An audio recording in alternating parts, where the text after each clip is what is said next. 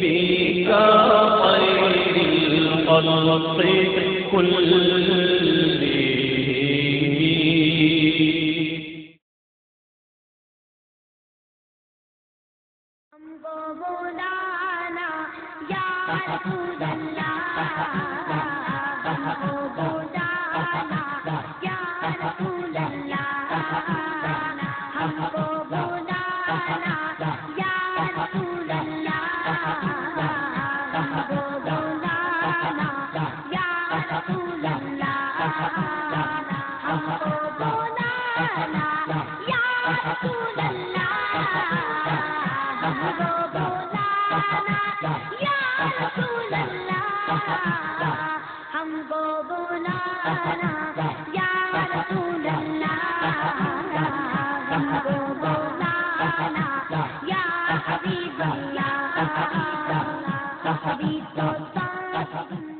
السلام عليكم ورحمة الله وبركاته.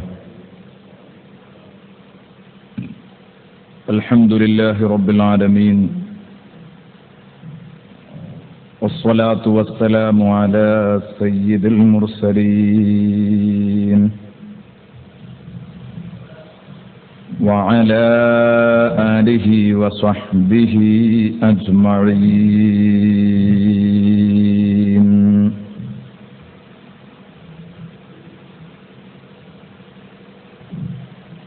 الصلاة والسلام عليك يا رسول الله.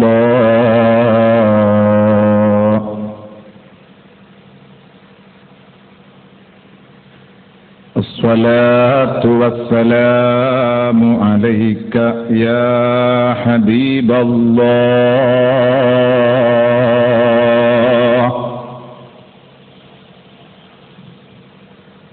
خذ بأيدينا قلت هيلتنا أدركنا يا رسول الله.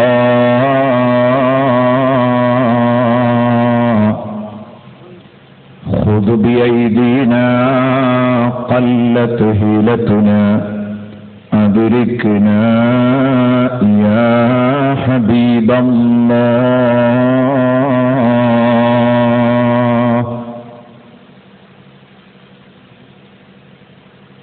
أعوذ بالله من الشيطان الرجيم.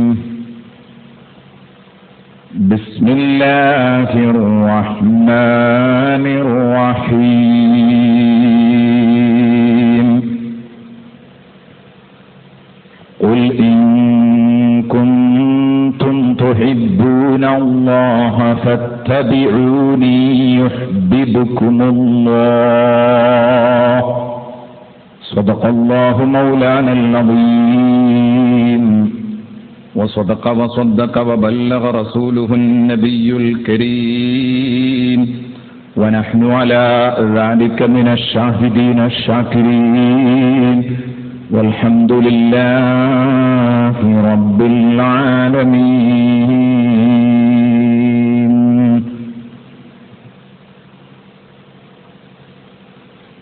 ورابدته الجبال الشم من ذهب عن نفسه فأراها أيما شممي، وأكدت زهده فيها ضرورته. إن الضرورة لا تغدو على العصم، وكيف تدعو إلى الدنيا ضرورة من لولاه لم تخرج الدنيا من العدم. محمد سيد الكونين والثقلين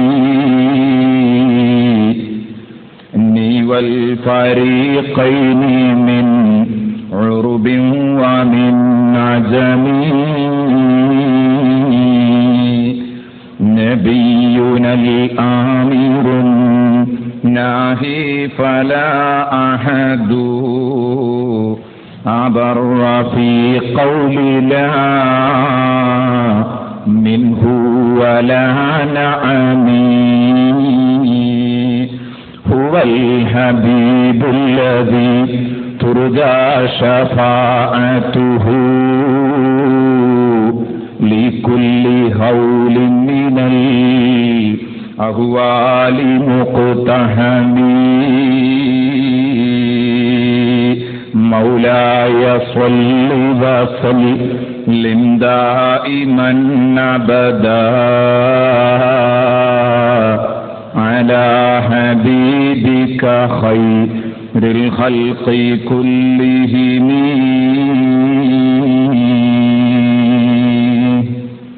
أعلم سيدنا ومولانا محمد വേദി അലങ്കരിപ്പിച്ചിരുന്ന അത്യാദരണീയരായ സാദാത്തുക്കൾ പണ്ഡിതന്മാർ ഈ സദസ്സിന് കണ്ണും കാതും തന്നു തിരുനബി സല്ലല്ലാഹു അലൈഹി വസല്ലമ തങ്ങളുടെ പ്രകീർത്തന കാവ്യത്തിൽ ലയിച്ചു സദസ്സിലിരിക്കുന്ന എൻ്റെ പ്രിയപ്പെട്ട പണ്ഡിതന്മാർ, മുതഅല്ലിമീങ്ങൾ, സഹോദരന്മാർ, അല്ലാഹുവിൻ്റെ അനുഗ്രഹത്താൽ നമ്മുടെ നീണ്ടു നിൽക്കുന്ന പ്രഭാഷണ വേദിയുടെ 5-ാം ദിനമാണ് ഇന്ന്.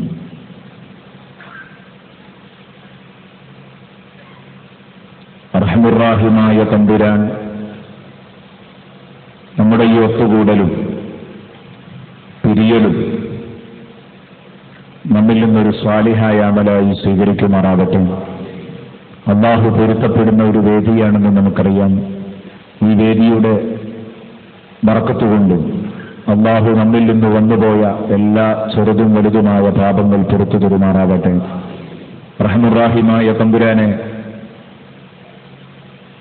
ഇത്രയും നാളുകൾ ഇവിടെ സംഗമിക്കുന്നതിന്റെ, പറയുന്നതിന്റെ, കേൾക്കുന്നതിന്റെ പ്രതിഫലമെന്നോളം നാളെ അല്ലാഹുവിന്റെ ഹബീബിന്റെ ഓരത്ത് ബഹുമാനപ്പെട്ട ഇമാം ബൂസൈരി റഹ്മത്തുള്ളാഹി അലൈഹിയോടൊപ്പം ഞങ്ങൾ നീ ഒരുമിച്ച് കൂട്ടണേ റഹ്മാനെ. ആമീൻ എന്ന് പ്രാർത്ഥിച്ചുകൊണ്ട് വിഷയത്തിലേക്ക് കിടക്കുകയാണ്. എന്നും പറയാറുള്ളതുപോലെ വിഷയത്തിന്റെ ആഴവും പരപ്പും കണക്കിലെടുത്ത് മുഖവുരകൾ ചുരുക്കുന്നതാണ് നല്ലതെന്ന് മനസ്സിലാക്കുകയാണ്. ബഹുമാനപ്പെട്ട ഇമാം ബൂസൈരി റഹ്മത്തുള്ളാഹി അലൈഹി നമ്മെ റസൂലുള്ളാഹി സ്വല്ലല്ലാഹു അലൈഹി വസല്ലമ തങ്ങളുടെ മദ്ഹിലേക്ക്, പ്രകീർത്തനത്തിലേക്ക് വഴി നടത്തുകയാണ്. വലം തുസുന്നത മൻ നഹിയ വലാമ ഇലാ അനിസ്തഖത ഖദമാഹു ളുറ മിൻ ബറമി എന്ന് പറഞ്ഞ വരി മുതൽ റസൂലുള്ളാഹി സ്വല്ലല്ലാഹു അലൈഹി വസല്ലമ തങ്ങളെ നാം പ്രകീർത്തിക്കാൻ തുടങ്ങി. പക്ഷേ ഇവിടെയൊന്നും നമ്മുടെ മഹാകവി ആരെയാണ് പുകഴ്ത്തുന്നതെന്ന് വ്യക്തമായി പറഞ്ഞിട്ടില്ല.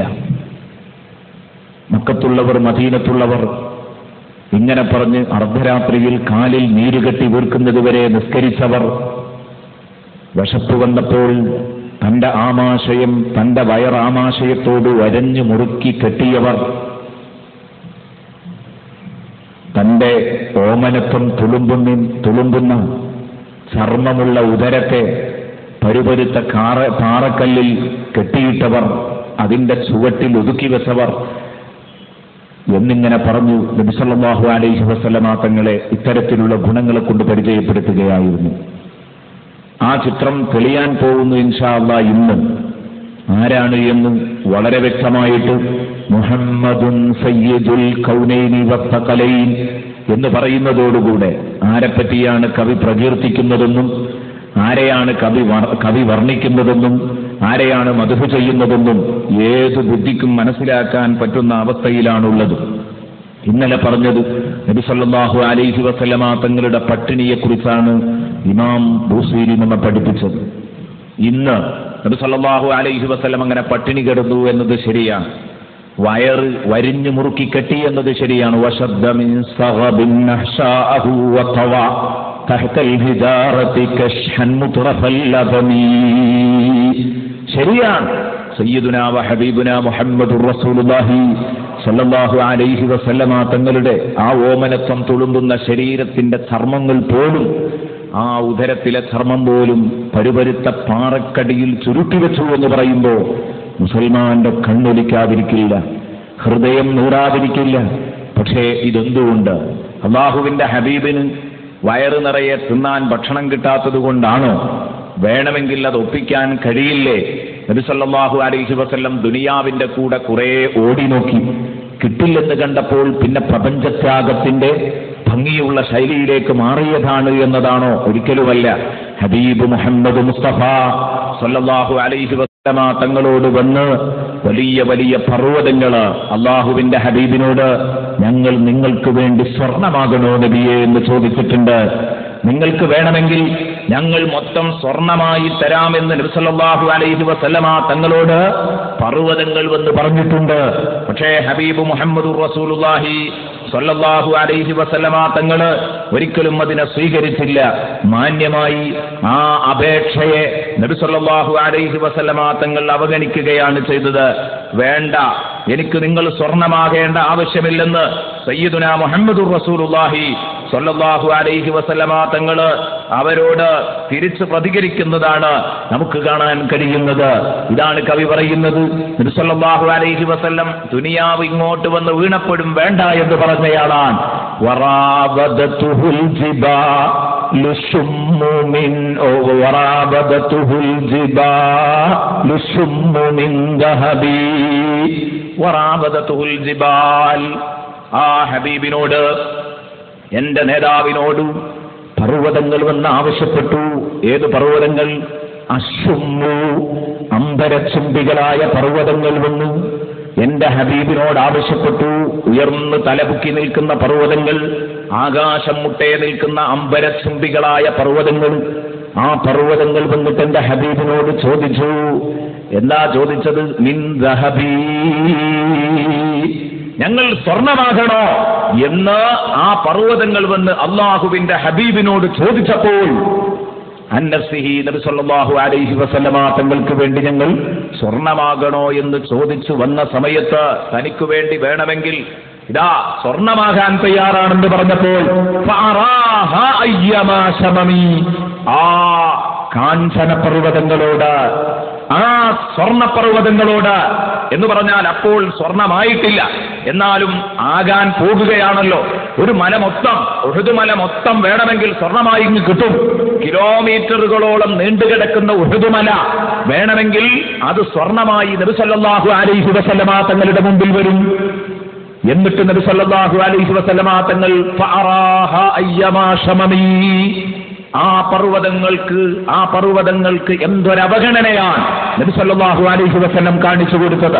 വേണ്ട, എനിക്ക് നിങ്ങളെ വേണ്ട, എനിക്ക് നിങ്ങൾ സ്വർണമാകേണ്ട ആവശ്യമില്ല എന്ന് നബി സല്ലല്ലാഹു അലൈഹി വസല്ലമ തങ്ങൾ പറഞ്ഞു. ഇതാണ് മഹാകവി ഇമാം ബുസീരി റഹ്മത്തുള്ളാഹി അലൈഹി നമ്മളോട് പറയുന്നത്.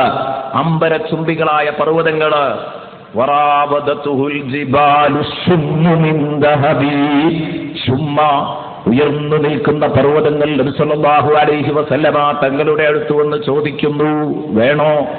ഞങ്ങൾ വേണമെങ്കിൽ കാഞ്ചന പർവ്വതങ്ങളാകാൻ ഞങ്ങൾക്ക് കഴിയും, സ്വർണപർവ്വതമാകാൻ ഞങ്ങളെ കൊണ്ട് കഴിയും, വേണമെങ്കിൽ ചെയ്തു തരാമെന്ന് പറഞ്ഞപ്പോ അള്ളാഹുവിന്റെ റസൂല് പറഞ്ഞു, വേണ്ട. ഈ പ്രസ്തുത വരി ഓതുന്ന സമയത്ത്, ചൊല്ലുന്ന സമയത്ത് ഞാൻ ഓർത്തുപോകുന്നത് ബഹുമാനപ്പെട്ട ശൈഖുന കുണ്ടൂർ ഉസ്താദിനെയാണ്, മർഹൂം കുണ്ടൂർ ഉസ്താദിനെയാണ്. അള്ളാഹു തികഞ്ഞ ആശിഖായിരുന്ന ബഹുമാനപ്പെട്ട കുണ്ടൂർ ഉസ്താദിന്റെ കൂടെ നമ്മളെയൊക്കെ അള്ളാഹു ഒരുമിച്ച് കൂട്ടുമാറാവട്ടെ, ആമീൻ എന്ന് പ്രത്യേകം ദുആ ചെയ്യുകയാണ്. ബുർദ, കേരളീയർക്ക് ബുർദയുടെ ആസ്വാദനം പഠിപ്പിച്ച ഒരു മഹാനായിരുന്നു ബഹുമാനപ്പെട്ട കുണ്ടൂർ ഉസ്താദ് എന്ന് എല്ലാവർക്കും അറിയാം. അദ്ദേഹം ഒരിക്കൽ വഫാത്താകുന്നതിന്റെ തൊട്ട് മുമ്പിലുള്ള റമദാൻ മാസത്തിൽ ഒരു മുന്നറിയിപ്പുമില്ലാതെ കൊണ്ടോട്ടി മസ്ജിദുൽ ഫത്തഹിൽ ക്ലാസ് എടുത്തുകൊണ്ടിരിക്കുമ്പോൾ അവിടെ കടന്നു വരികയും എനിക്ക് ചെറിയൊരു അവസരം തരണം എന്ന് പറഞ്ഞ് കടന്നു വന്നത് കാണുമ്പോൾ ശ്രദ്ധിച്ചപ്പോൾ അത് ബഹുമാനപ്പെട്ട കുണ്ടൂർ ഉസ്താദായിരുന്നു. ആരായി വരുന്നതെന്നറിയാതെ ക്ഷണിക്കാതെ, നമ്മൾ നേരത്തെ അറിയിക്കാതെ പെട്ടെന്ന് ഇങ്ങോട്ട് കടന്നു വരികയാണ്. നമ്മൾ പ്രസംഗം കഴിഞ്ഞ് ക്ലാസ് കഴിഞ്ഞ് ഇങ്ങ് പിരിയുകയാണ്. അങ്ങനെ ഉസ്താദ് അന്ന് ഒരുപാട് ഉപദേശങ്ങൾ ചെയ്തു. അടുത്ത കൊല്ലം നമ്മൾ തമ്മിൽ കാണണമെന്നില്ല. ആ വാക്കുകളുടെ അർത്ഥം വളരെ ആഴമേറിയതായിരുന്നു, പിന്നീടാണ് മനസ്സിലാകുന്നത്. അതുകൊണ്ട് എനിക്ക് ചില കാര്യങ്ങൾ എൻ്റെ കൂട്ടുകാരോട് പറയാനുണ്ട്, അതിനാണ് തോന്നുന്നത് എന്ന് പറഞ്ഞ് സമസ്തയുടെ ഉത്ഭവം മുതൽ പ്രസംഗിച്ച് ഇന്ന് സുന്നത്തി ജമാഅത്തിന്റെ ഹക്കായ രൂപമിരിക്കുന്നത് നമ്മുടെ പണ്ഡിതന്മാരുടെ അടുത്താണ്. പേര് പറഞ്ഞു തന്നെ ഇന്നയാളും നേതൃത്വം കൊടുക്കുന്ന സംഘടനയിൽ നിങ്ങൾ അണിനിരക്കണമെന്ന് അവസാനത്തെ ഒരു അഭ്യർത്ഥന എന്ന് പറഞ്ഞ് ബഹുമാനപ്പെട്ട കുണ്ടൂർ ഉസ്താദ് അവിടെ വെച്ച് അത് പറഞ്ഞ് പിന്നീട് ദുർദ ചെല്ലുക എന്ന് പറഞ്ഞ് ചൊല്ലിയപ്പം ഈ വരിയെത്തിയപ്പം ബഹുമാനപ്പെട്ട കുണ്ടൂർ ഉസ്താദ് ഈ വരിക്ക് കൊടുത്ത അർത്ഥം ഇപ്പോഴും എൻ്റെ മനസ്സിൽ ഓർമ്മയിലുണ്ട്. ഉയർന്ന പർവ്വതങ്ങൾ നബി സല്ലല്ലാഹു അലൈഹി വസല്ലമ തങ്ങളെ വിളിച്ചു. ഉസ്താദിന്റേതായ ശൈലിയിൽ കുറെ ചോദ്യോത്തരങ്ങളൊക്കെ അവിടെ നടത്തി. അതിലേക്കൊന്നും കടന്നു വരുന്നില്ല, കാരണം നമ്മുടെ സമയം നഷ്ടപ്പെടുമെന്ന് ഭയന്നു. ഉസ്താദ് അന്ന് പറഞ്ഞ ഷുമ്മ് എന്ന് പറഞ്ഞാൽ ഉയർന്നു നിൽക്കുന്ന പർവ്വതങ്ങൾ എന്നാണ്.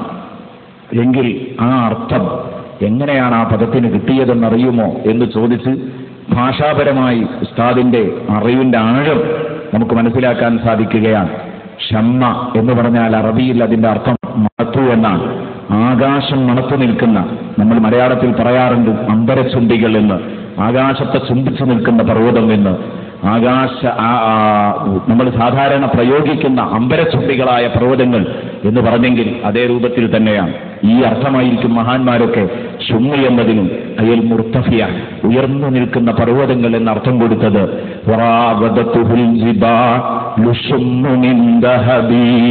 ഉയർന്ന പർവ്വതങ്ങൾ നബി സല്ലല്ലാഹു അലൈഹി വസല്ലമ തങ്ങളെ മാടി വിളിച്ചു, വരൂ നിങ്ങൾക്ക് വേണമെങ്കിൽ ഞങ്ങൾ സ്വർണമായി മാറാം എന്ന് പറഞ്ഞപ്പോ അന്നഫ്സിഹി നബി സല്ലല്ലാഹു അലൈഹി വസല്ലമ തങ്ങൾക്ക് വേണ്ടി സ്വർണമായി മാറാം എന്ന് പറയുമ്പോ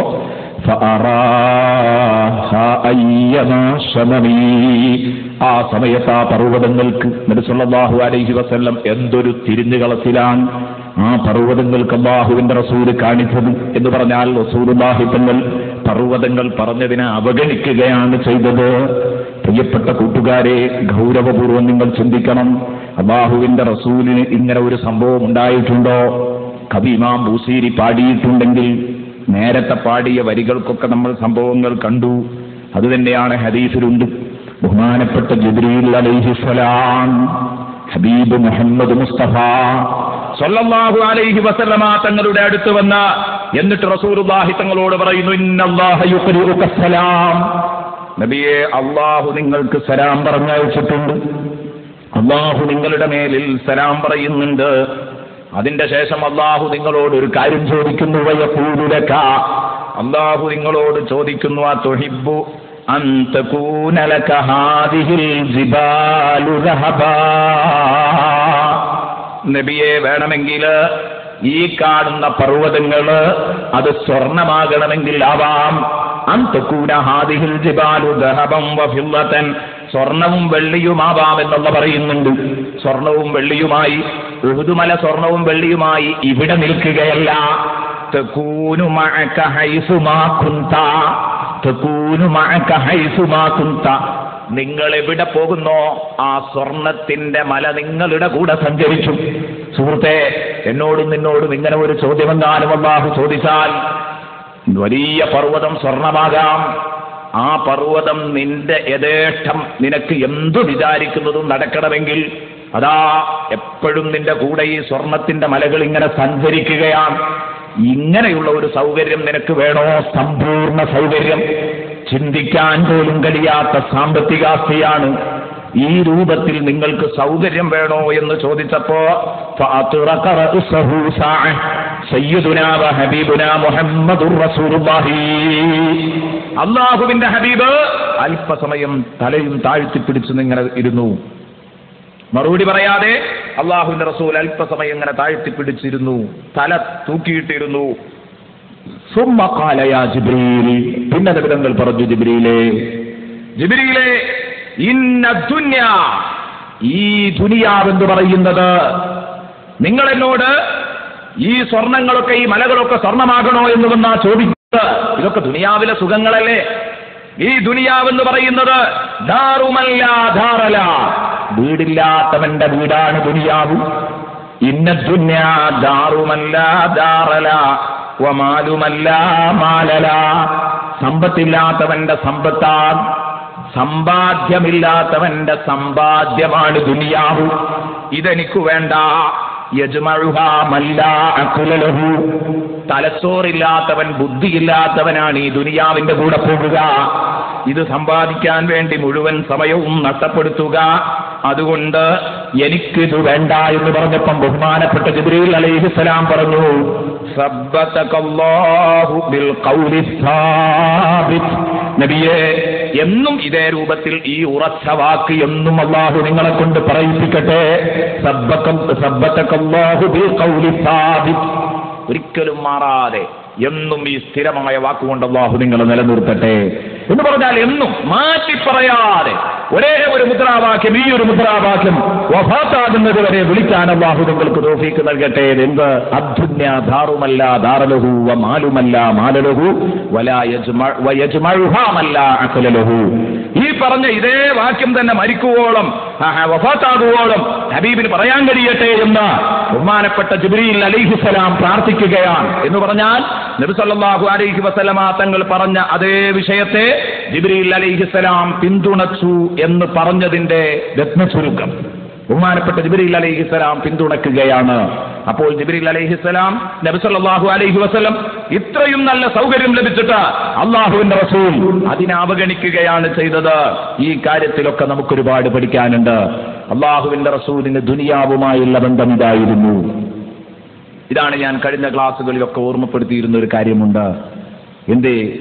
ജീവിക്കാൻ മുതൽ എന്നതിലുപരി മുതലുണ്ടാക്കാൻ വേണ്ടി ജീവിക്കാൻ സമ്പാദ്യം വേണം, പക്ഷേ സമ്പാദിക്കാൻ വേണ്ടി ജീവിക്കരുത്. അത് റസൂലുള്ളാഹി സ്വല്ലല്ലാഹു അലൈഹി വസല്ലമ തങ്ങൾക്ക് ചിന്തിക്കേണ്ട ആവശ്യമില്ല. എന്ന് ജീവിക്കാൻ സമ്പാദ്യത്തിന് കാരണം ലോകമൊക്കെ ഉണ്ടായത് അള്ളാഹുവിന്റെ റസൂലിന് വേണ്ടിയാണ്.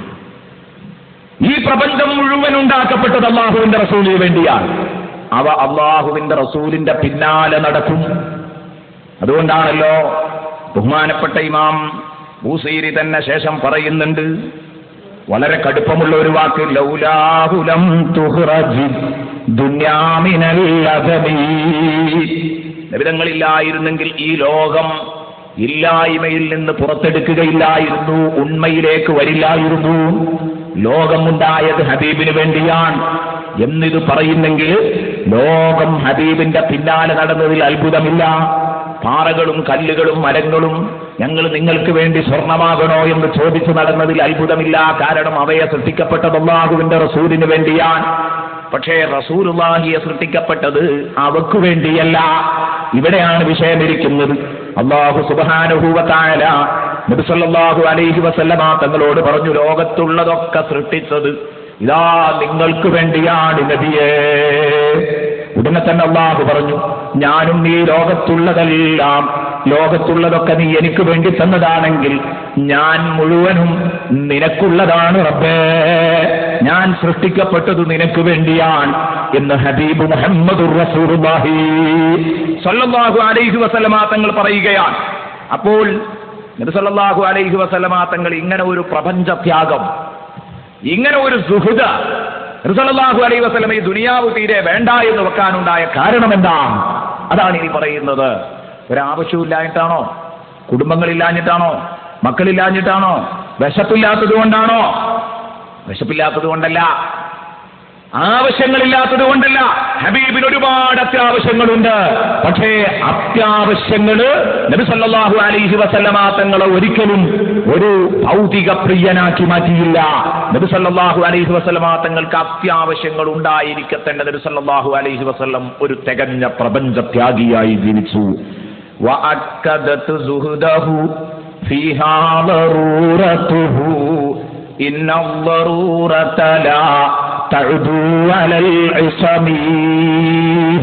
ഉണ്ടോ? വഅക്കദതു സുഹദഹു, നബിതങ്ങളുടെ ഈ വിരക്തി, ഭൗതിക വിരക്തി, നബിതങ്ങൾക്ക് ദുനിയാവ് വേണ്ട എന്ന് വെക്കുന്ന ഈ സ്വഭാവത്തിന് ശക്തി കൊടുത്തിരിക്കുന്നു.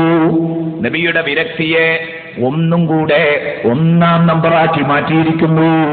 ദറൂറത്തുഹു, നബി സല്ലല്ലാഹു അലൈഹി വസല്ലമ തങ്ങളുടെ അത്യാവശ്യം.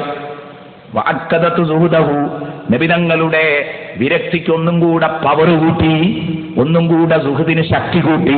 ഫീഹാ, ആ പർവ്വതങ്ങൾ ഞങ്ങൾ സ്വർണ്ണമാകണോ എന്ന് ചോദിച്ചപ്പോൾ നബി തങ്ങൾ വേണ്ട എന്ന് പറഞ്ഞതിന് പവർ കൂടുകയാണ്. എപ്പോൾ ദറൂറത്തുഹു, നബി സല്ലല്ലാഹു അലൈഹി വസല്ലമ തങ്ങൾക്ക് അത്യാവശ്യമുണ്ടെന്നത്. ഒരുപാട് കാര്യങ്ങളുണ്ട്. ഭക്ഷണം വേണം, വസ്ത്രം വേണം, കുടുംബത്തെ നോക്കണം, ഒരു വലിയ രാജ്യത്തെ മുഴുവൻ നയിക്കണം.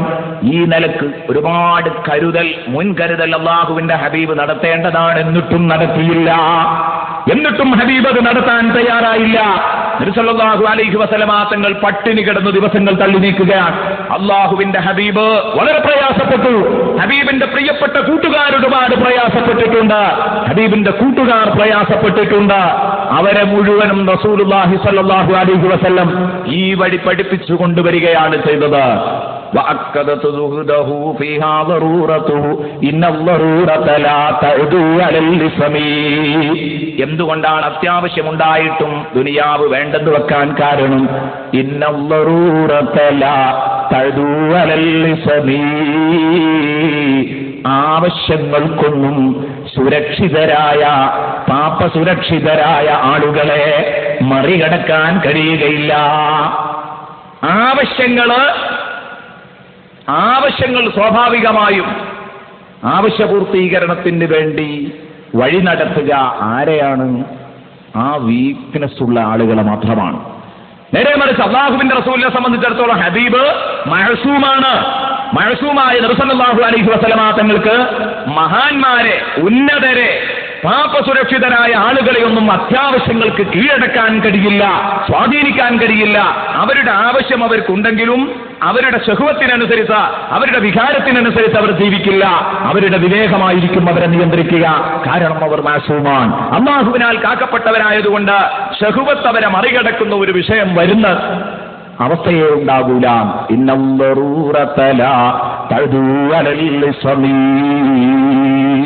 നോക്കൂ നിങ്ങൾ, അല്ലാഹുവിന്റെ റസൂലിന്റെ ദറൂറത്ത് നിങ്ങൾക്ക് എത്രമാത്രം അത്യാവശ്യമുണ്ടായിരുന്നു. അല്ലാഹുവിന്റെ റസൂലിന്റെ പട്ടിണി ഇവിടെ മഹാന്മാരായ പണ്ഡിതന്മാർ വിശദീകരിച്ചിട്ടുണ്ട്.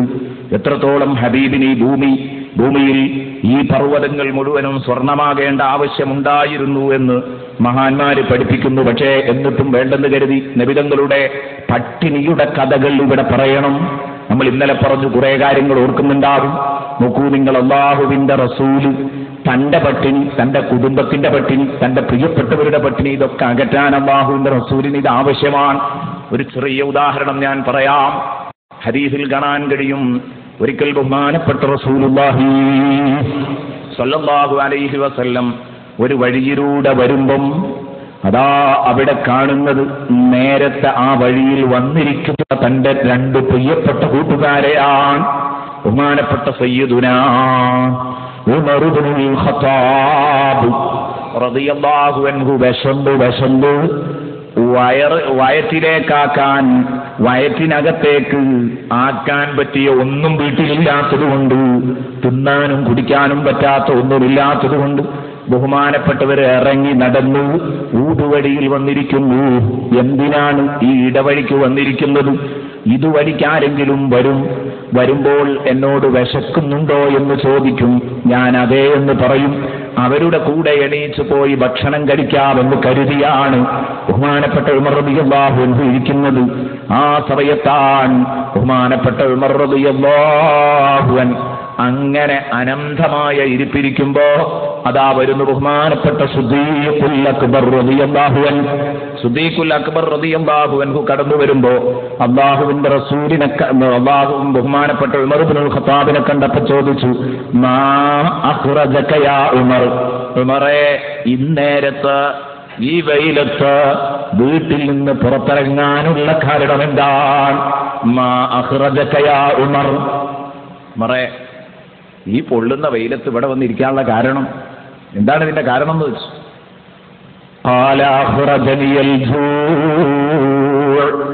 ബഹുമാനപ്പെട്ട ഉമർ ഇബ്നുൽ ഖത്താബ് പറഞ്ഞു, സിദ്ദീഖേ വിശപ്പാണ് എന്നെ എന്റെ വീട്ടിൽ നിന്ന് പുറത്തിറക്കിയത്. വീട്ടിൽ വിശന്നിട്ടൊന്നും എടുത്തു തിന്നാനില്ല എന്നിട്ടാണ് ഞാൻ വീട്ടിൽ നിന്ന് ഇവിടെ വന്നിരിക്കുന്നത്, എന്തെങ്കിലും കിട്ടുമോ എന്നറിയാൻ എന്നർത്ഥം. പറഞ്ഞപ്പോഴേക്ക് മഹാനായ സുദ്ദീഖുൽ അക്ബർ പറഞ്ഞു, ബഹുമാനപ്പെട്ട സുദ്ദീഖുൽ അക്ബർ പറഞ്ഞു, അഖ്റജനി അല്ലദീ അഖ്റജക യാ ഉമർ. ഉമറേ, നിന്നെ വീട്ടിൽ നിന്ന് പുറത്തിറക്കിയ ഘടകമേതാ? അതേ സംഗതി തന്നെയാണ് കേട്ടോ എന്നെയും വീട്ടിൽ നിന്ന് പുറത്തിറക്കിയതെന്ന് ബഹുമാനപ്പെട്ട സുദ്ദീഖുൽ അക്ബർ റളിയല്ലാഹു അൻഹു പറയുകയാണ്. എങ്ങനെ ഉണ്ട്? നല്ലൊരു പ്രതീക്ഷ സുദ്ദീഖിനെ കണ്ടപ്പോൾ ഉമർ റളിയല്ലാഹു അൻഹു ഉണ്ടായിരുന്നു. മറുപടി കേട്ടപ്പോ എല്ലാ പ്രതീക്ഷയും തകിടം മറിഞ്ഞു. സുദ്ദീഖ് ഇറങ്ങിയത് വീട്ടിലൊന്നും ഇല്ലാഞ്ഞിട്ടാണ്. ഇനി രണ്ടാളും കൂടെ അവിടെ ഇരുന്ന് പട്ടിണിക്കഥ പറഞ്ഞിരിക്കല്ലാതെ എന്ത് ചെയ്യും? പട്ടിണിക്കഥയും പറഞ്ഞവിടെ ഇരിക്കുമ്പോ അതാ വരുന്നു. കുറെ കഴിഞ്ഞപ്പം മൂന്നാമതൊരാൾ അതുവഴിക്ക് ഹബീബ് മുഹമ്മദുർ റസൂലുള്ളാഹി സല്ലല്ലാഹു അലൈഹി വസല്ലമ തങ്ങളാണ്. അല്ലാഹുവിന്റെ ഹബീബ് വന്നിട്ട് ഇവരെ കണ്ട് സലാം പറഞ്ഞിട്ട് ചോദിക്കുന്നു, മാ ഖറജകുമാ, എന്തേ രണ്ടാളും നേരത്തെ ഇവിടെ? ഒന്നുമല്ല നബിയേ, അഖ്റജനൽ ജൂ, പട്ടിണിയുടെ കടുപ്പം കൊണ്ടാണ് നബിയെ പുറത്തിറങ്ങിയത്. എന്റെ കൂട്ടുകാര് ചിന്തിക്കാൻ, ആരാണിത്? ലോകത്തിന്റെ നേതാക്കൾ, 3 നേതാക്കൾ, അന്നുള്ള ടോപ്പ് നേതാക്കളല്ലേ ഇത്? ഒന്ന് ഹബീബ് മുഹമ്മദുർ റസൂലുള്ളാഹി, സുദ്ദീഖുൽ അക്ബർ ഉമർ ഇബ്നുൽ ഖത്താബ് റളിയല്ലാഹു അൻഹുമാ. ഇവരാണ് വിശന്ന് വഴിയിൽ കിടക്കുന്നത്. ഇവർക്ക് ആവശ്യങ്ങളുണ്ടായിരുന്നോ? വേണമെങ്കിൽ ഞങ്ങൾ സ്വർണമാകണോ എന്ന് ചോദിച്ച് മലകളൊപ്പം വന്നാൽ ഈ ഒരവസ്ഥയിലൊക്കെ എത്തിയാൽ നമ്മൾ എന്താവും? ചിന്തിക്കൂ നിങ്ങൾ. നമ്മൾ ഒരു ചെറിയ വിശപ്പ് സഹിക്കുമ്പോഴേക്ക് നമ്മൾ മതം മറന്നു, പ്രസ്ഥാനം മറന്നു, ഈമാൻ മറന്നു. നമുക്ക് പഠനം വേണ്ട, നമുക്ക് ഇബാദത്ത് വേണ്ട, നമുക്ക് ആദർശം വേണ്ട, നമുക്ക് പട്ടിണിയാണ് വലുതല്ലേ. നോക്കൂ നിങ്ങൾ, അത്യാവശ്യങ്ങളുണ്ടായിരിക്കെ തന്നെ ഇവര് ഭൗതിക വിരക്തി ഇവരുടെ ഗുണമായിരുന്നു എന്നാണ് ബഹുമാനപ്പെട്ട ഇമാം ബൂസീരി പറയുന്നത്. അല്ലാഹുവിന്റെ റസൂല് പറഞ്ഞു, ഏതായാലും വിശക്കുന്നുണ്ടെന്ന് പറഞ്ഞു നബി തങ്ങൾ പറഞ്ഞു. ഉടനെ തന്നെ നബി തങ്ങൾ പറഞ്ഞു, അഖ്റജനി അല്ലദീ അഖ്റജകുമാ, നിങ്ങളെ രണ്ടാളെയും പുറത്തിറക്കിയ വിഷയം തന്നെയാണ് എന്നെയും പുറത്തിറക്കിയത്. അല്ലാഹുവിന്റെ ഹബീബ് തുടർന്ന് പറഞ്ഞപ്പോൾ എന്തു ചെയ്യും? 3 ആളുകളും വിശന്നിരിക്കുന്നു. നബി തങ്ങൾ പറഞ്ഞു, വിശക്കുന്നുണ്ടെന്ന് പറഞ്ഞ് ഇവിടെ ഇരുന്നാൽ സംഗതി നടക്കുമോ? ഇല്ല, നിങ്ങൾ എന്റെ കൂടെ വാ. ബഹുമാനപ്പെട്ട സുദ്ദീഖ് റളിയല്ലാഹു അൻഹുവിനെയും ഉമർ റളിയല്ലാഹു അൻഹുവിനെയും വിളിക്കുന്നു. സുദ്ദീഖും ഉമറും കൂടെ റസൂലുള്ളാഹി സ്വല്ലല്ലാഹു അലൈഹി വസല്ലം തങ്ങളുടെ കൂടെ പോവുക. കൂടെ അങ്ങനെ പോകുമ്പോൾ ഉമർ റളിയല്ലാഹുവിനെ ചോദിച്ചു, നബിയെ എടുക്കാതെ എവിടേക്കാണ് ഈ പോക്ക്? നബി സല്ലല്ലാഹു അലൈഹി വസല്ലം പറഞ്ഞു, വരൂ, എന്റെ കൂടെ വരൂ. അല്ല നബിയെ, എന്നാലും എവിടേക്കാ പോകുന്നത് എന്നൊന്ന് അറിഞ്ഞാൽ, കാരണം ഒരു പ്രതീക്ഷ വേണമല്ലോ. കാരണം ഇത്രയും വിശന്ന് വഴിയിലിരുന്ന് അവശരായിരിക്കുമ്പോൾ നബി സല്ലല്ലാഹു അലൈഹി വസല്ലം തങ്ങൾ ഇവിടുന്ന് എങ്ങോട്ടാ കൊണ്ടുപോണത്? ഭക്ഷണം കിട്ടാൻ സാധ്യതയുള്ള ഒരു സ്ഥലത്തേക്കാണെങ്കിൽ ഒരു ചെറിയ റാഹത്തുണ്ടാവും. അതുകൊണ്ടാണ് ഉമർ റളിയല്ലാഹു അൻഹു പിന്നെയും ചോദിച്ചത്, എവിടേക്കാ നബിയെ പോകുന്നത് എന്ന്. നബിതങ്ങൾ കാര്യം പറഞ്ഞു. കാരണം ഇവിടുന്ന് എണീപ്പിച്ച് ഇനി പള്ളിക്ക് നിസ്കരിക്കാൻ കൊണ്ടുപോവുകയാണെങ്കിൽ, അല്ലെങ്കിൽ വേറെ എവിടേക്കെങ്കിലും കൊണ്ടുപോകുന്നെങ്കിൽ സംഗതി അങ്ങേയറ്റം വിശപ്പാണ്, ഭക്ഷണത്തിന് അങ്ങേയറ്റത്ത് ആവശ്യമുണ്ട്. അപ്പൊ നബി സല്ലല്ലാഹു അലൈഹി വസല്ലം പറഞ്ഞു, അബുൽ ഹൈസമുൽ അൻസാരി റളിയല്ലാഹു അൻഹു, അൻസാരിയായ അബുൽ ഹൈസമിന്റെ വീട്ടിൽ പോകാം. എന്റെ പ്രിയപ്പെട്ട കൂട്ടുകാരൻ വിരുന്നു സൽക്കരിച്ചിട്ട് പൂതി തീരാത്ത, തീരെ തന്നെ വിരുന്നു കൂട്ടിയിട്ട് മനുഷ്യന്മാർക്ക് വിരുന്നു സൽക്കരിച്ചിട്ട് ആഗ്രഹം തീരാത്ത ഒരു മനുഷ്യനാണ് ബഹുമാനപ്പെട്ട അബുൽ ഹൈസമുൽ അൻസാരി. വലിയ അതിഥി സൽക്കാര പ്രിയനാണ്. നമ്മൾ അദ്ദേഹത്തിന്റെ വീട്ടിൽ പോകും, എന്തെങ്കിലുമൊക്കെ ഉണ്ടാക്കി തരും. നബി സല്ലല്ലാഹു അലൈഹി വസല്ലം പറഞ്ഞ് തന്റെ കൂട്ടുകാരെയും കൂട്ടി കടന്നു ചെന്നപ്പോ അബുൽ ഹൈസമിന്റെ വീട്ടിലെത്തിയപ്പോ അബുൽ ഹൈസമിന്റെ വാതിൽ അടഞ്ഞു കിടക്കുന്നു. നബി തങ്ങൾ പുറത്തു ചെന്നിട്ട് വിളിച്ചു, യാ അബൽ ഹൈസം, യാ അബൽ ഹൈസം, യാ അബൽ ഹൈസം. നബി സല്ലല്ലാഹു അലൈഹി വസല്ലം വിളിച്ചപ്പോ വീട്ടിനകത്ത് അടഞ്ഞു കിടക്കുന്ന വീട്ടിനകത്തു നിന്ന് കിളിക്കൂറ്റിലൊരു സഹോദരി മറുപടി പറയുകയാണ്, ലബ്ബൈക വസഅദൈക യാ റസൂലല്ലാഹ്. നബിയെ, അങ്ങയുടെ വിളിക്കുത്തരം ചെയ്തിട്ടുണ്ട്, എത്രയോ തവണ ഉത്തരം ചെയ്തു. ഹബീബേ, അങ്ങിങ്ങോട്ട് എഴുന്നള്ളാനുള്ള കാരണം എന്താണെന്ന് ആ സഹോദരി ചോദിക്കുകയാണ്. ഞങ്ങളുടെ ഈ കുടിലേക്ക് കയറി വരാനുണ്ടായ കാരണം, ഞങ്ങളെ ഈ കൊച്ചു കുടിലേക്ക് കയറി വരാൻ വല്ല കാരണവുമുണ്ടോ നബിയെ? സല്ലല്ലാഹു അലൈഹി വസല്ലം പറഞ്ഞു, എന്റെ കൂട്ടുകാരൻ എവിടെ? അബുൽ ഹൈസം, അദ്ദേഹത്തെ കാണാൻ വേണ്ടി വന്നതാ. ഉടനെ തന്നെ ഭാര്യ പറഞ്ഞു, ഞങ്ങൾക്ക് ശുദ്ധജലം കൊണ്ടുവരാൻ തൊട്ടടുത്ത ജലസംഭരണിയരെ പോയതാണ്. ഉടനെ തന്നെ എത്തും. കിണറ്റിലോ കുളത്തുങ്ങലോ എവിടെയാലും വേണ്ടിയില്ല, വെള്ളം കോരി കൊണ്ടുവരാൻ വേണ്ടി പോയതാണ്. ഉടനെ എത്തുമെന്ന് ബഹുമാനപ്പെട്ടവർ പറഞ്ഞപ്പോൾ റസൂലുള്ളാഹി തങ്ങൾ പൂമുഖത്ത് അവിടെ ഇരുന്നു. കാരണം അകത്തേക്ക് കടന്നിരുന്നില്ല. മാന്യതയാണത്. കാരണം ഭർത്താവ് വീട്ടിലില്ല, വീട്ടുകാരൻ അവിടെ ഇല്ല. റസൂലുള്ളാഹി സ്വല്ലല്ലാഹു അലൈഹി വസല്ലം പുറത്തവിടെ ഇരുന്നു. അതാ കൂടുതൽ വൈകാതെ ബഹുമാനപ്പെട്ട അബുൽ ഹൈസമുൽ അൻസാരി തന്റെ വീട്ടിലേക്ക് കടന്നു വരുന്നു. കാണുന്ന രംഗമെന്താ? തന്റെ പൂമുഖത്ത് വന്നിരിക്കുന്നു. ഒരിക്കലും താൻ ഒരിക്കലും ചിന്തിച്ചിട്ടില്ലാത്ത രൂപത്തില് അപ്രതീക്ഷിതമായി തന്റെ പൂമുഖത്ത് കാണുന്നത് ലോകത്തിന്റെ നേതാവ് അഷ്റഫുൽ ഖൽഖ്, അതുപോലെ തന്നെ രണ്ടാമത്തെ നേതാവ് സയ്യിദുന അബൂബക്കർ സിദ്ദീഖ്, മൂന്നാമത്തെ സയ്യിദുന ഉമർ ഇബ്നുൽ ഖത്താബ് റളിയല്ലാഹു അൻഹും. ഈ അൻഹുമായി ഇവർ രണ്ടുപേരും വന്ന് മൂന്ന് പേരും വന്നിരിക്കുന്നു. ഈ രംഗം കണ്ടപ്പോൾ വല്ലാത്ത സന്തോഷം. ഓടി വന്ന് റസൂലുള്ളാഹിയോട് സലാം പറഞ്ഞ് തന്റെ കയ്യിലുള്ള വെള്ളപ്പാത്രം അവിടെ ഇറക്കി വെച്ചു. നബി സല്ലല്ലാഹു അലൈഹി വസല്ലമ തങ്ങളെയും കൂട്ടുകാരെയും അതാ അവിടുന്ന് സ്വീകരിച്ചു. എന്നിട്ട് അവിടെ ഇരിക്കാൻ പറഞ്ഞ് വീട്ടിന്റെ അകത്ത് പോയിട്ട് അതാ 3 ഗ്ലാസ് വെള്ളം കൊണ്ടുവന്ന് ബഹുമാനപ്പെട്ട റസൂലുള്ളാഹിക്ക് ഒരു പാത്രത്തിൽ തന്റെ കൂട്ടുകാർക്കും കുറച്ച് കാരക്കച്ചുളയും എടുത്തിട്ട് അത് മുന്നിൽ വെച്ചു കൊടുത്തിട്ട് പറഞ്ഞു, നബിയേ തിന്നോളൂ, കുടിച്ചോളൂ, കുലൂ വശ്റബൂ ഹനീആ, സന്തോഷം സന്തോഷം, കുടിച്ചോളൂ തിന്നോളൂ നബിയേ എന്ന് പറഞ്ഞു. 1 ഗ്ലാസ് പച്ചവെള്ളവും 2 ചോള കാരക്കയും. ഇതുകൊണ്ട് ഇവരുടെ വിശപ്പ് എവിടെയെങ്കിലും എത്തുമോ? ഇത് യഥാർത്ഥത്തിൽ നമ്മുടെ വീട്ടിലേക്ക് ഒരു അതിഥി കടന്നു വരുമ്പോൾ നമ്മളൊരു ലഘു കടി കൊടുക്കലുണ്ട് സാധാരണ. ഒരു ചായയും ഒരു ലഘു കടി, എന്തെങ്കിലും ഒരു പലഹാരം, അല്ലെങ്കിൽ ഒരു വെള്ളം കലക്കിയത് കൊടുക്കാറുണ്ട്. ഇതേ രൂപത്തിലുള്ളൊരു പരിപാടിയാണ്. അത് കഴിഞ്ഞിട്ട് ഖാനുള്ളത് ഉണ്ടാക്കാനുള്ള പരിപാടിയാണ്. കത്തിയെടുത്ത് ബഹുമാനപ്പെട്ട അബുൽ ഹൈസമുൽ അൻസാരി പുറത്തേക്ക് ഇറങ്ങിയപ്പോൾ റസൂലുള്ളാഹിക്ക് മനസ്സിലായി, ഇതാണ് തിന്നുകൂടി കുടിച്ചുകൂടി ഞാൻ എന്തെങ്കിലും ഒന്ന് ഉണ്ടാക്കട്ടെ എന്ന് പറഞ്ഞ് കത്തിയെടുത്ത് പുറത്തേക്ക് ഇറങ്ങുമ്പോൾ റസൂലുള്ളാഹി വിളിച്ചു, അബുൽ ഹൈസമുൽ അൻസാരിയെ വിളിച്ചു. എന്നിട്ട് പറഞ്ഞു, ഇയ്യാക വൽ ഹലൂബ, ഇയ്യാക വൽ ഹലൂബ, കറവുള്ള ആട്ടിനെയൊന്നും പിടിച്ച് അറക്കരുത് ട്ടോ. നബി സല്ലല്ലാഹു അലൈഹി വസല്ലമ തങ്ങളോട് ആടറക്കാനാണ് പോകുന്നതെന്ന് അബുൽ ഹൈസമുൽ അൻസാരി പറഞ്ഞിട്ടില്ല. നബി സല്ലല്ലാഹു അലൈഹി വസല്ലം തമാശയായിട്ട് പറഞ്ഞതാ. ഇറങ്ങിപ്പോകുന്നത് കണ്ടപ്പോൾ ആടറക്കാനാണ് എന്ന് ബോധ്യപ്പെട്ട നബി സല്ലല്ലാഹു അലൈഹി വസല്ലം പറഞ്ഞു, കറവുള്ളതിനൊന്നും പിടിച്ചറക്കണ്ടോ. നമ്മൾ സാധാരണ വിരുന്ന് എന്നാൽ വീട്ടുകാരോട് അങ്ങനെയൊക്കെയുള്ള ഡയലോഗുകൾ സ്നേഹപുരസരം പറയാറുണ്ട്. കയറി വരുമ്പോൾ നമ്മൾ പറയാറുണ്ട്, ആടും കോഴിയൊന്നും തള്ളിയിടണ്ടാണ്. ഇത് ഒരു സ്വാഭാവികമായൊരു തമാശയാണ്. അതിനോട് അങ്ങനെ തന്നെ ബഹുമാനപ്പെട്ട അബുൽ ഹൈസമുൽ അൻസാരി ഒന്ന് പുഞ്ചിരിച്ച് പ്രതികരിച്ചു, അത്രമാത്രം. എന്നിട്ട് അബുൽ ഹൈസമുൽ അൻസാരി ഒരു ആട്ടിൻകുട്ടിയെ അറുത്തു. ആ ആട്ടിൻകുട്ടിയെ അറുത്തിട്ട് അത് കഷ്ണം നുറുക്കി അത് പാചകം ചെയ്യുമ്പോഴേക്ക് ഭാര്യ റൊട്ടിയും ചുട്ടു. ദാ റൊട്ടിയും മാംസവും അടിപൊളി ഫുഡ്, രുചികരമായ ഫുഡ് സുപ്രയിലെടുത്തു വെച്ചിട്ട് അതാ വിളിക്കുന്നു ബഹുമാനപ്പെട്ട അബുൽ ഹൈസമുൽ അൻസാരി റളിയല്ലാഹു അൻഹു റസൂലുള്ളാഹിയെയും കൂട്ടരെയും. ദാ കൂട്ടുകാരും നബിതങ്ങളും വന്ന് ഈ സുപ്രയിൽ വന്നിരിക്കുമ്പോൾ സുപ്രയിൽ നിറഞ്ഞു നിൽക്കുന്ന വിഭവങ്ങൾ കാണുമ്പോൾ ഉമർ റളിയല്ലാഹു അൻഹു പറയുന്നു, അത് മുഴുവൻ കഴിക്കാനുള്ള താല്പര്യമുണ്ട്. വീണ്ടും ഒരു ഹദീസ്, ഒരു ഭാഗത്ത് ഇതിന്റെ ചെറിയൊരു വിശദീകരണമേ ഉള്ളൂ. മറ്റൊരു കിതാബിൽ വളരെ വിശാലമായി ഇത് വ്യാഖ്യാനിച്ചിട്ടുണ്ട്.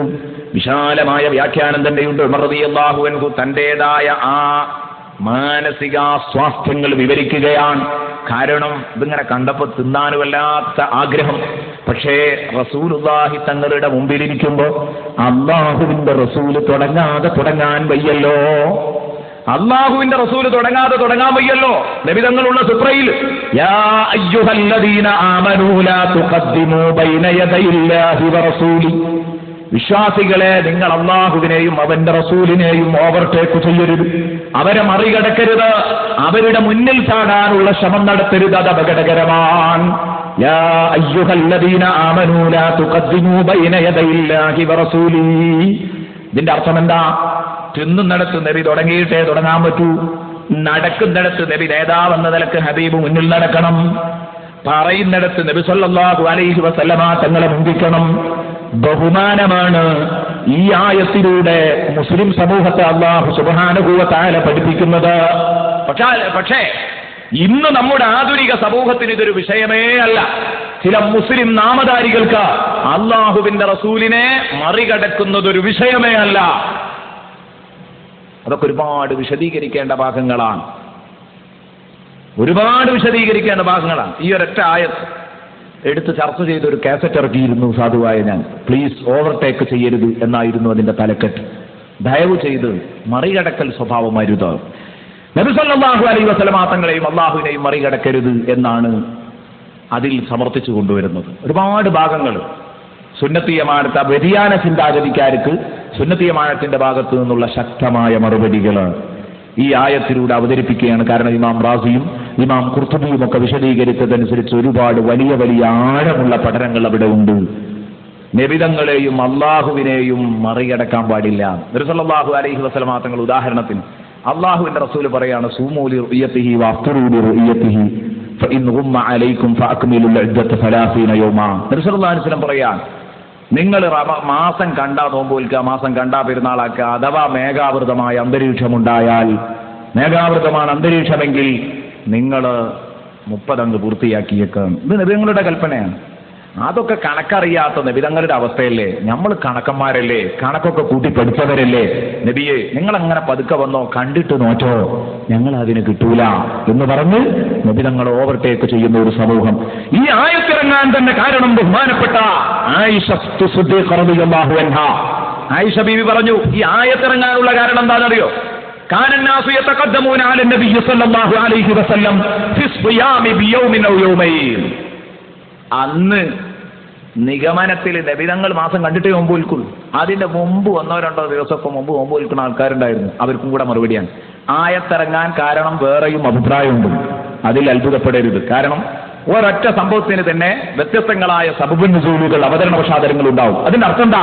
അതൊക്കെ ഇഷ്യൂ ആയി നിൽക്കുമ്പോഴാണ് ഈ ആയത്തിറങ്ങിയത് എന്നർത്ഥം. അതാണ് അവതരണ പശ്ചാത്തലങ്ങൾ ഒന്നിൽ കൂടുതൽ ഉണ്ടാകുമ്പോൾ അങ്ങനെയാണ് അതിനെ വ്യാഖ്യാനിക്കേണ്ടത് എന്ന് മഹാന്മാർ പഠിപ്പിക്കുന്നു. പല അവതരണ പശ്ചാത്തലങ്ങൾ ഒരാളൊന്ന് പറഞ്ഞു, അതൊക്കെ ചരിത്രപരമായ പിൻബലത്തിലൂടെയാണ് പറയുന്നത്.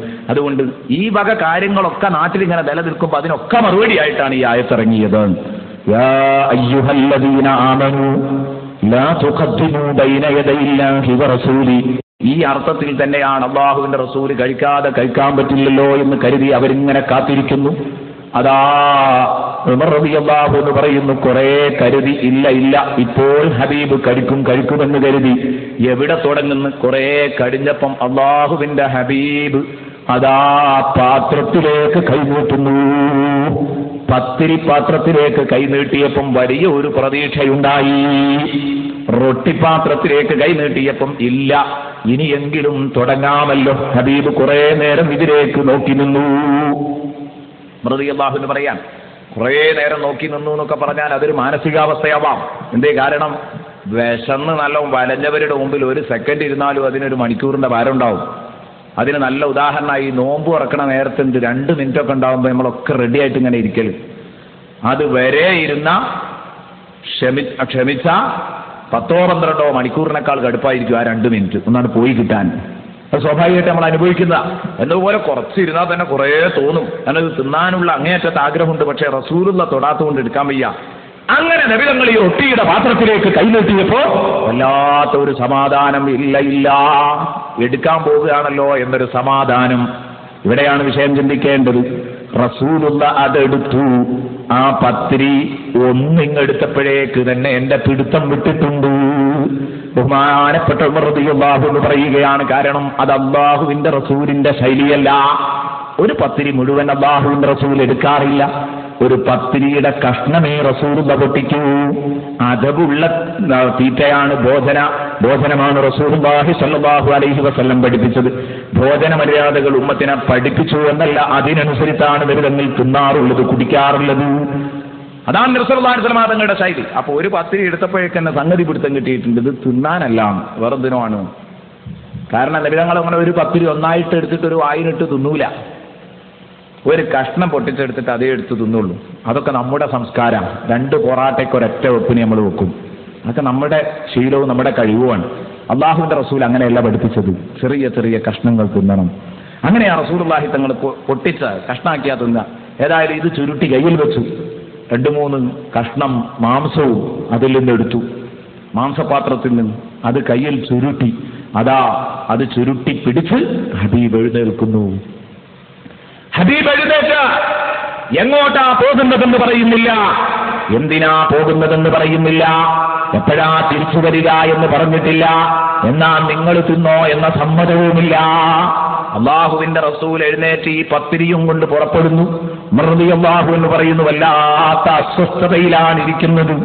നബി സല്ലല്ലാഹു അലൈഹി വസല്ലം വരാതെ ഒരിക്കലും റസൂലുള്ളാഹി സ്വല്ലല്ലാഹു അലൈഹി വസല്ലമ തങ്ങൾ തിരിച്ചു വരാതെ ഇത് തിന്നാൻ മഹാന്മാരായ സ്വഹാബാ കിറാമിന് കഴിയുകയുമില്ല. ഉസ്താദ് തുടങ്ങാതെ ഇത് തുടങ്ങാൻ ഇവരെ കൊണ്ടാകില്ല. ഉസ്താദ് തുടങ്ങാതെ ഇതെങ്ങനെ തുടങ്ങും? കാത്തിരിക്കന്നെ. കുറച്ച് കഴിഞ്ഞപ്പോഴേക്ക് റസൂലുള്ളാഹി തിരിച്ചു വന്നു. റസൂലുള്ളാഹി നല്ല ഹാപ്പിയാണ്. ഉസ്താദ് തുടങ്ങാതെ തുടങ്ങാൻ വയ്യല്ലോ എന്ന് വിചാരിച്ചിട്ടാണ്. റസൂലുള്ളാഹി സ്വല്ലല്ലാഹു അലൈഹി വസല്ലം തങ്ങളോട് ശിഷ്യന്മാർക്കുണ്ടായിരുന്ന അനുസരണമാണത്. നോക്കൂ നിങ്ങൾ, അതൊക്കെ കേൾക്കുമ്പോൾ അത്ഭുതമാണ്. റസൂലുള്ളാഹി സ്വല്ലല്ലാഹു അലൈഹി വസല്ലം തങ്ങളോട് തന്റെ ശിഷ്യന്മാർ കാണിച്ചിരുന്ന അനുസരണം. ഇന്ന് നമ്മളെ കൂട്ടത്തിലുള്ള ഒരു ഉസ്താദ് ഇങ്ങനെ എഴുന്നേറ്റ് പോയാൽ, കുട്ടികളെ പാത്രത്തിന്റെ അടുത്താക്കി എഴുന്നേറ്റ് പോയാൽ, പിന്നെ ഉസ്താദിന് മാനുണ്ടെങ്കിൽ തിരിച്ചു വരാതിരിക്കലായിരിക്കും നല്ലത്. അതായിരിക്കും നല്ലത്. എന്നാൽ അല്ലാഹുവിന്റെ റസൂൽ കാത്തിരിക്കുകയാണ്. റസൂലിനെ സഹാബത്ത് വന്നപ്പോൾ റസൂലുള്ളാഹി ഫുൾ ഹാപ്പിയാണ്. എന്തൊരു സന്തോഷം. റസൂലുള്ളാഹി അങ്ങോട്ട് വന്നിട്ട് പാത്രത്തിൽ ഇവർക്കുള്ളത് ഇട്ട് കൊടുത്തു. റസൂലുള്ളാഹി ഇട്ടു, ഇവർക്ക് ഇട്ട് കൊടുത്തു. തിന്നാൻ വേണ്ടി പറയുന്നു, തിന്നോ, കുടിച്ചു. അപ്പോൾ ഉമർ റളിയല്ലാഹു അൻഹു, സിദ്ദീഖ് റളിയല്ലാഹു അൻഹു, പിന്നെ അങ്ങനെയാണല്ലോ, ഞാൻ ഒരു കൊല്ലം തിന്നാൻ കിട്ടിയിട്ടില്ലെങ്കിൽ റസൂലിനോട് എന്തേ നബി നിങ്ങൾ ഇങ്ങനെ കാട്ടിയത് ചോദിക്കൂല. അതെപ്പോഴാണ് കിട്ടണം അപ്പം തിന്നുക, ആ ശൈലിയാണ്. കാരണം റസൂലുള്ളാഹി ചോദിക്കാനും ഇടപെടാനുള്ള ധൈര്യം പോരാ. രണ്ട് ശൈലിയാണ് ഉസ്താദും ശിഷ്യന്മാരുമായുള്ള ബന്ധത്തിൽ. ഒന്നൊരു സിദ്ദീഖിയൻ ശൈലി, അതേതാ അകന്നു നിന്നുകൊണ്ടുള്ള ശൈലി, പേടിച്ച് ആദരവോടെ കാണുന്ന ഒരു ശൈലി എന്ന് പറഞ്ഞാൽ പേടിയോടുകൂടെയുള്ള ആദരവ്. ബഹുമാനപ്പെട്ട ഉമർ റളിയല്ലാഹു അൻഹുവിൻ്റേത് സ്നേഹപുരസരമുള്ള ആദരവായിരുന്നു. അങ്ങനെയും ശിഷ്യന്മാരും ഉസ്താദുമാരുമായുള്ള ബന്ധത്തിൽ അങ്ങനെയും കാണാൻ കഴിയും. ചിലർ ഉസ്താദുമാരോട് എന്ത് തമാശയും പറയും, എങ്ങനെയും ഇടപെടും, എന്തും അവരോട് സംവദിക്കാനും സമീപിക്കാനും കഴിയുന്ന ചില കുട്ടികളുണ്ട്. അങ്ങനെയും ഉസ്താദുമാരും ശിഷ്യന്മാരുമായി ബന്ധമുണ്ട്. ഉമർ റളിയല്ലാഹു അൻഹു അങ്ങനെയായിരുന്നു. താൻ കണ്ട കാര്യം വളരെ സുന്ദരമായിട്ട് അത് അവതരിപ്പിക്കും.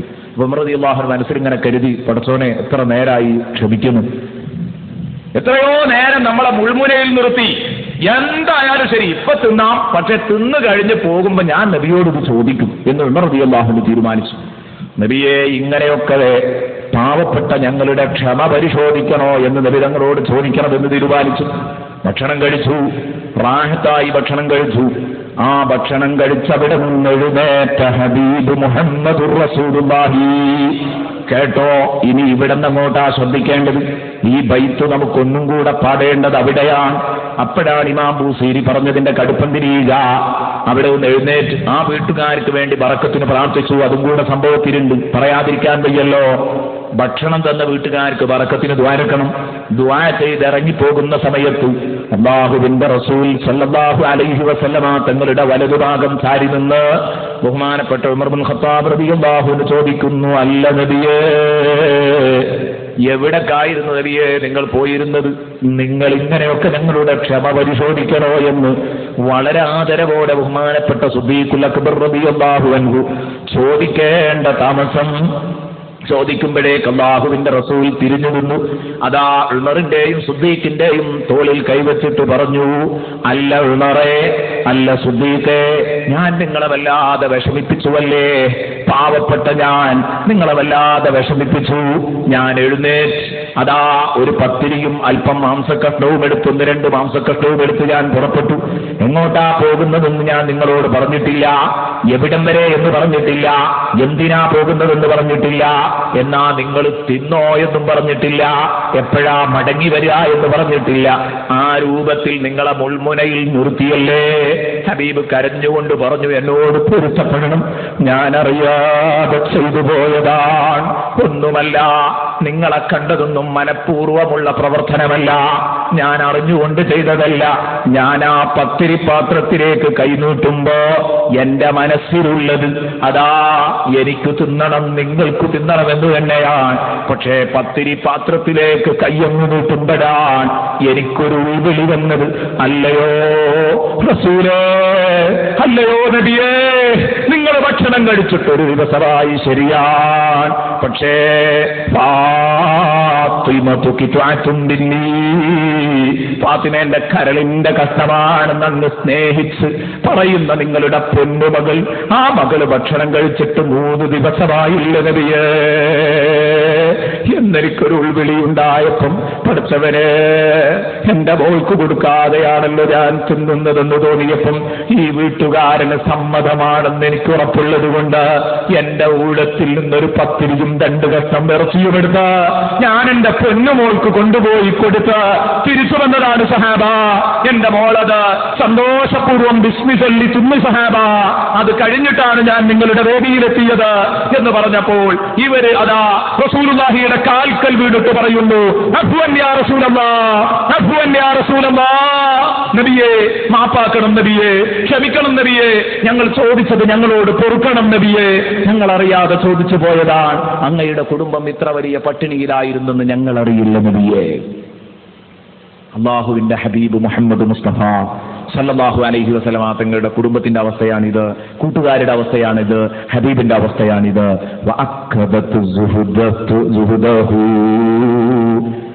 നബി സല്ലല്ലാഹു അലൈഹി വസല്ലമ തങ്ങളുടെ സുഹൃദിന്, നബി സല്ലല്ലാഹു അലൈഹി വസല്ലമ തങ്ങളുടെ പ്രപഞ്ചത്യാഗത്തിന് മാറ്റുകൂടിയിരിക്കുന്നത് വറൂറത്തുഹു.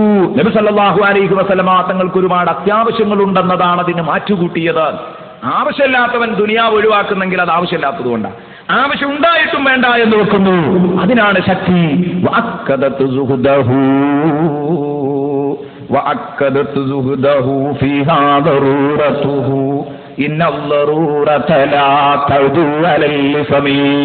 ആവശ്യങ്ങൾക്കൊന്നും പാപസുരക്ഷിതരായ മഹാന്മാരെ, ആവശ്യങ്ങൾക്കൊന്നും പാപസുരക്ഷിതരായ മഹാന്മാരെ കീഴ്പ്പെടുത്താൻ കഴിയില്ല.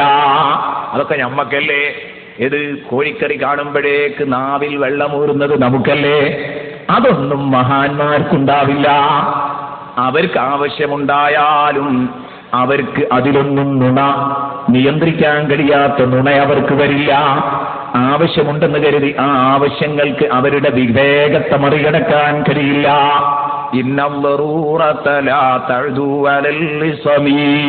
എന്നിട്ട് പറയുന്നു, എങ്ങനെയാണ് അങ്ങനെ ഉണ്ടാകുക?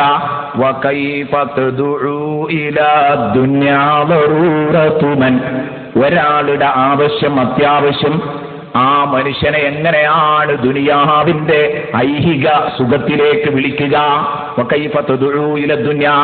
ഭൗതിക രസത്തിലേക്ക്, ഭൗതിക സുഖത്തിലേക്ക്, ലൗകികതയിലേക്ക് ആ മനുഷ്യനെ എങ്ങനെ വിളിക്കും? ലറൂറത്തുമൻ, ഒരാളുടെ അത്യാവശ്യം, ലൗലാഹുലം തുഖ്റജി ദുനിയാ മിനൽ അദമി, ആ മഹാനില്ലായിരുന്നുവെങ്കിൽ ഈ ലോകം തന്നെ സൃഷ്ടിക്കപ്പെടില്ലായിരുന്നു, ഇല്ലായ്മയിൽ നിന്ന് സൃഷ്ടിക്കപ്പെടില്ലായിരുന്നു. ഈ ലോകമുണ്ടായത് ഹബീബുള്ളതുകൊണ്ടാണ്. മനുഷ്യലോകത്തിനെ മൊത്തം നിയന്ത്രിക്കാൻ, അവർക്ക് വെളിച്ചം വീശാനാണ് ഹബീബ് മുഹമ്മദുർ റസൂലുള്ളാഹി സല്ലല്ലാഹു അലൈഹി വസല്ലമ തങ്ങളെ പറഞ്ഞയച്ചത്.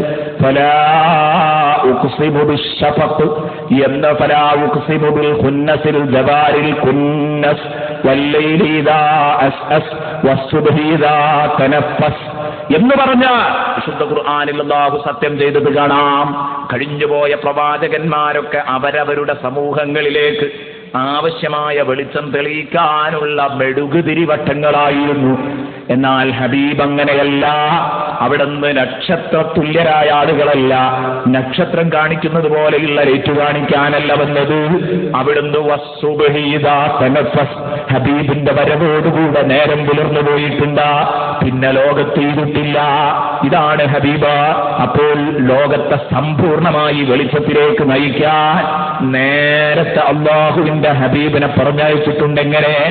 ലോകത്തെ തന്നെ സൃഷ്ടിക്കുന്നത് നൂറ് മുഹമ്മദിയിൽ നിന്നാണ്, അല്ലെങ്കിൽ ഹഖീഖത്ത് മുഹമ്മദിയ എന്നൊക്കെ സൂഫിയാക്കൾ വിളിക്കുന്ന മുഹമ്മദീയ സത്ത എന്ന്, അല്ലെങ്കിൽ മുഹമ്മദീയ പ്രകാശം എന്നൊക്കെ വിളിക്കുന്ന ആ സാധനത്തിൽ നിന്നാണ് ലോകത്തെ സൃഷ്ടിച്ചത്.